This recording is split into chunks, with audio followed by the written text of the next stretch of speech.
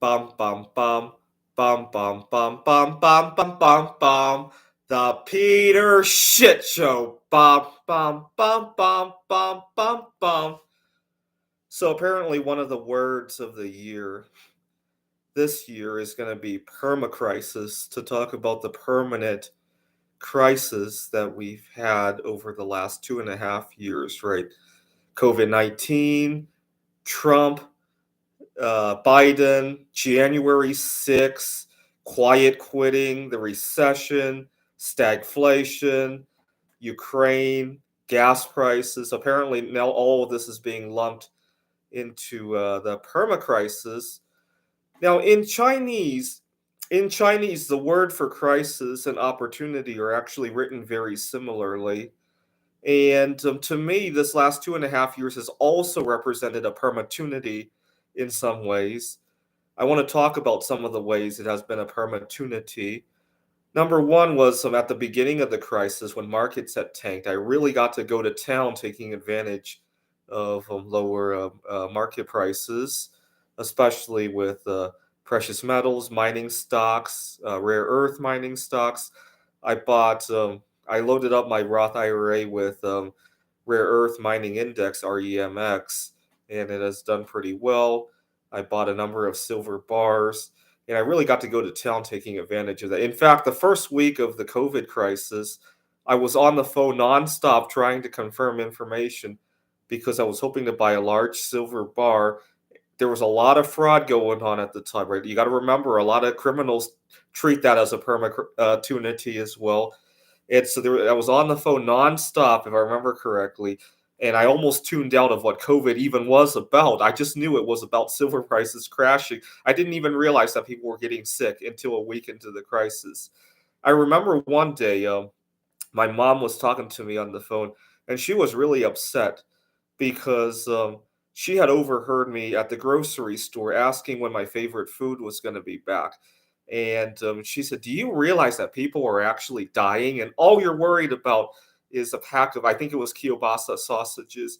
And she asked me for the name of the brand. She could look for it. My parents live in a small town. I was in Seattle at the time.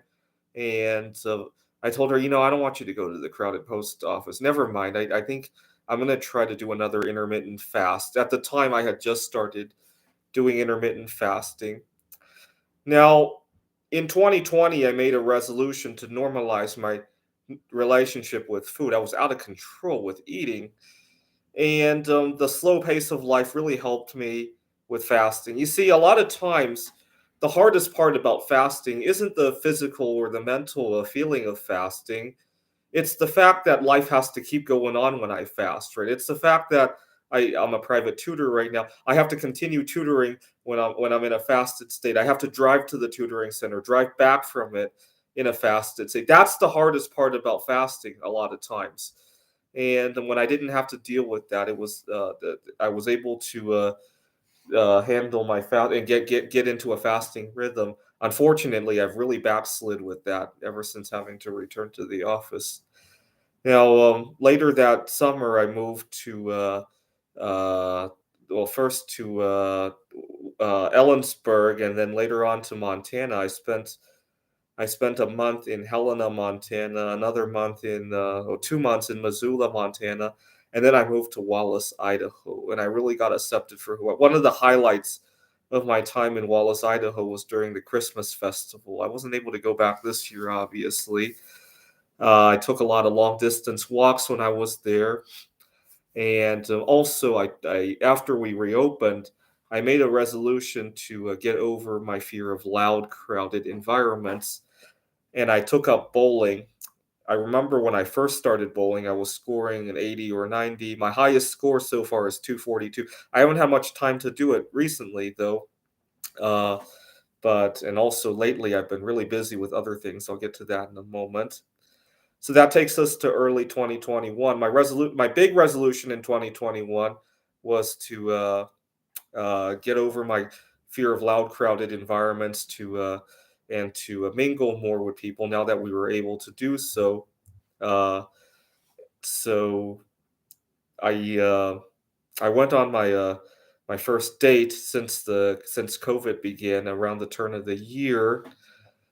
Unfortunately, her parents and I had a falling out over our disagreement to take this one pharmaceutical product that they were really pushing that year. I recently talked to her and she now regrets taking it. But we've gone our own ways. So that was good. It was good to get over my fear of loud, crowded environments and to get a taste of what it was like to speak up for myself about that subject. Fortunately, the push to take this one product has really died down over the last 2 years. So that's good too. So I began my my fifth time in my life of starting a solo sexual relationship with myself. I now call it solo sexual reemerge, and I moved back to Montana, and later on to here to Phoenix. My first time moving to Phoenix, and I discovered the Desert Botanical Garden, and I got myself really tan last year. I haven't had an opportunity to do that recently, but some of that tan is actually never went away. Actually, even though I spent almost a year in Seattle before moving back here to Phoenix. Now I got back to Seattle after we returned to the office in September of um, of 2021, and that's when the height of the quiet quitting was going on. Unfortunately, quiet quitting hasn't really been an opportunity for me because a lot of my colleagues are quiet quitting a lot more strongly than I am. You got to remember, as a solo sexual, most of my colleagues have spouses, have children, have other commitments in life, and they quiet quit, and I have to fill in for those odd hours. To give you an example, I had a really frustrating experience last Thanksgiving, Thanksgiving of 2021. I My colleagues had quiet quit in order to spend with their family. I was the only one at the office. I was working at a tutoring center, and we normally had four of us, and usually about, I want to say, 15 to 20 students, I want to say. But it was Thanksgiving week. All my other colleagues had quiet quit. Now we still had 12 students. I was the only one. And my boss and I were just exhausted out of our minds every day. And my boss complained, "Why is everybody not here? And what is it with everybody? Nobody wants to work." But even then, he didn't appreciate what I was doing. And we get to Thanksgiving Eve. It was also very busy for the first couple of hours at least. And then the last hour, there was only one student. And it was one of my favorite students. You got to remember the kind of student who will come in at 6 o'clock on a Thanksgiving Eve. They're not the troublemakers of the center, right? And my boss asked me to leave early. I mean, for one thing, I'm the only one who shows up. Even if I didn't leave early that day, I already did a lot more that, and for the same amount of pay, right? It's not like there's a holiday pay rate or anything like that, right? And he's complaining about other people quitting or quiet quitting, and then he wants me to leave early on Thanksgiving Eve. That really hurt. So I've been getting the short end of this quiet quitting stick because.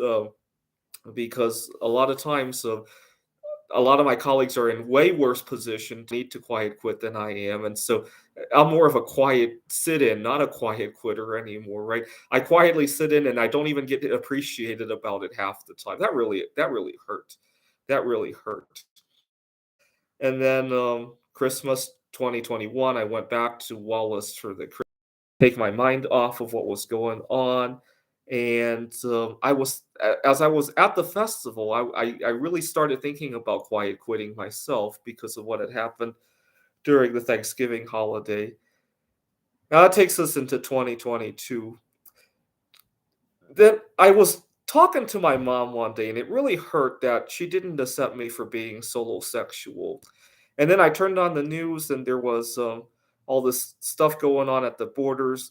At the time, it was Belarus, actually, not Ukraine at the time. There were some human rights violations, and the idea of hunger striking had come up, and it hit me. I need to hunger strike.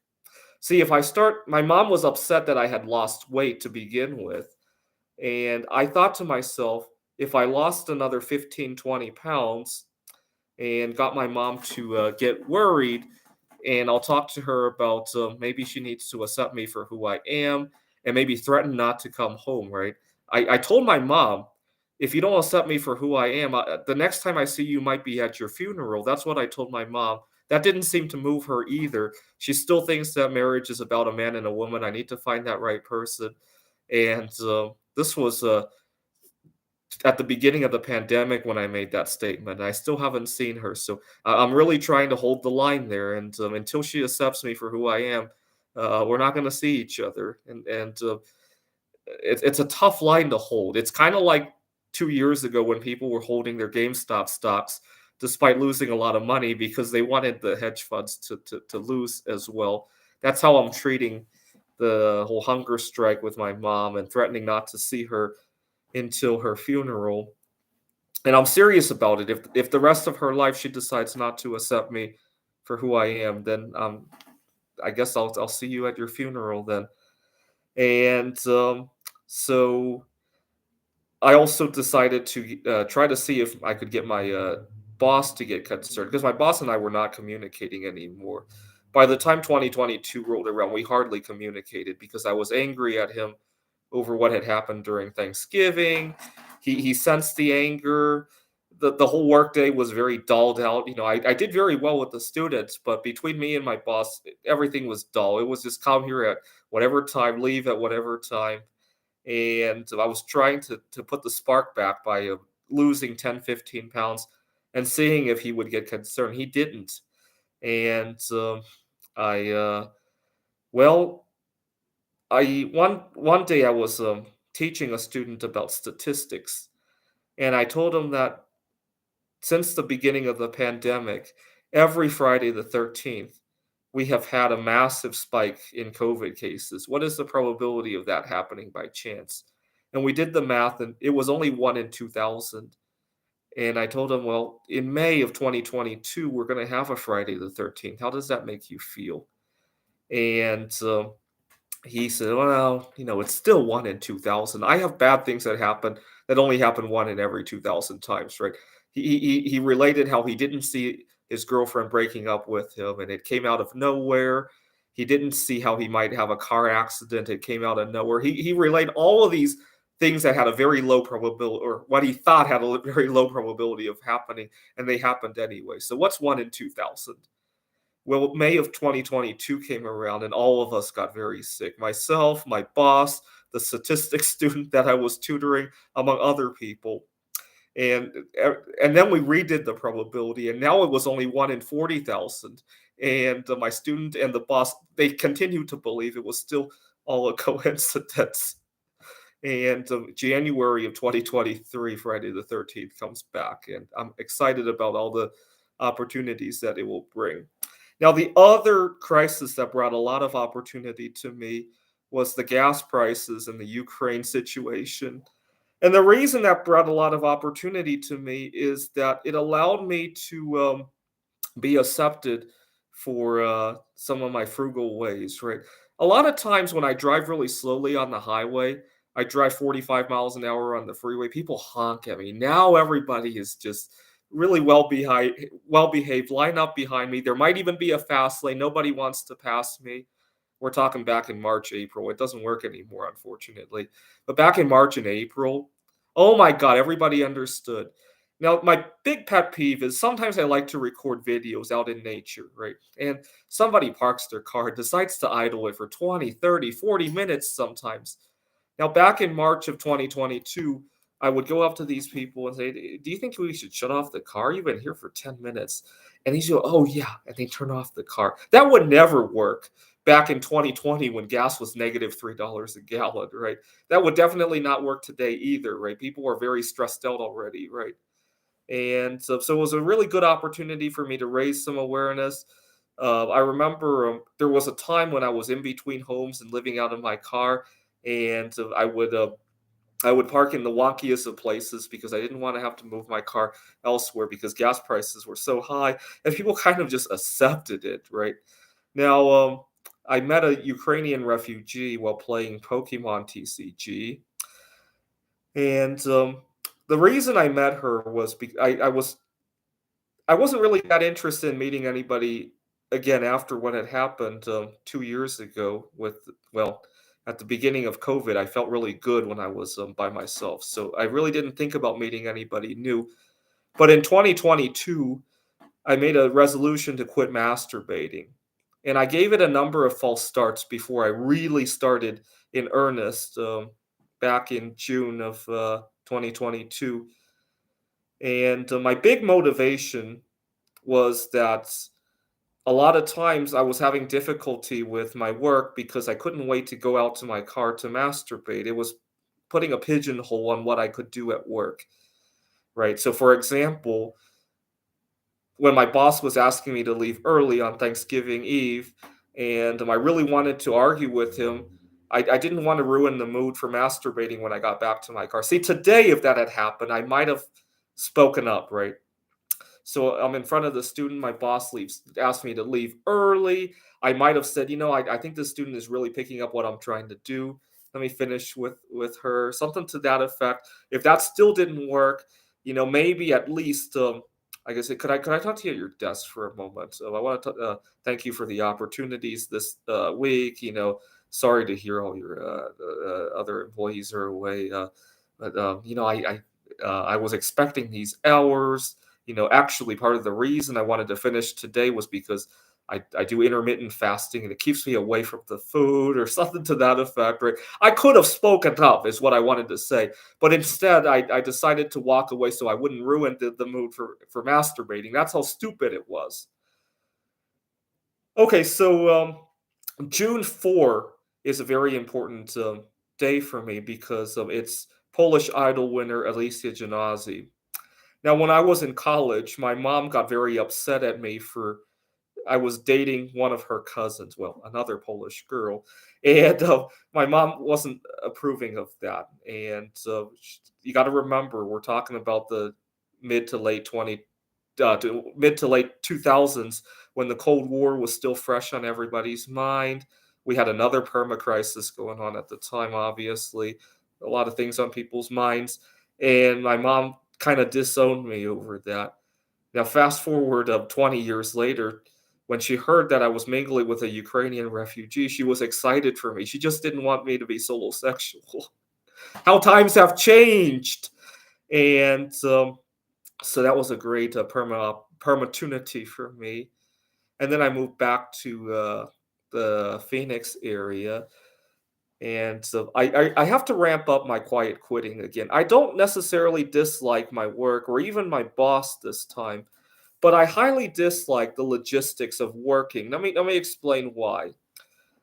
My first day on the job, I was at an orientation, and my boss says, "Well, tomorrow, do you want to observe these other tutors?" I was like, "Sure, sure."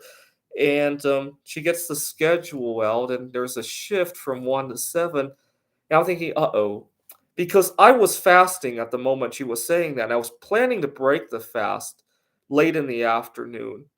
And I get to the first day of observations, and I naively thought I could find time to eat. And when I broke the fast at I think 4 or 5 o'clock, it's so weird when you try to sneak something for 30 seconds and you have to talk, and it just makes your food taste like cardboard. I'm gonna have to think about how to put my food first and still be able to tend to the students. The other problem is my no fap. See, these last couple of days now that I'm off work, part of the reason I've been handling NoFap is that I'll be tossing and turning and I just won't care that I toss it. So be it. Now, if I have to wake up for work the next day, that kind of attitude doesn't go very well. So I'm going to have to think about how to quiet quit so I can allow for all that to happen. But since everybody is quiet quitting anyway, this is my opportunity to do that. Anyway, so in 3 years, I've had a lot of opportunities, right? A opportunity to buy into the lows of the markets, a opportunity to move out, to correct eating disorders, to correct sexual disorders, to meet new people, to get accepted for who I am, and to quiet quit, right? This is the Peter Shit Show. Bum, bum, bum, bum, bum, bum, bum, bum, bum, bum, bum, bum. The Peter Shit Show with Peter Shit. Bum, bum, bum, bum, bum, bum, bum.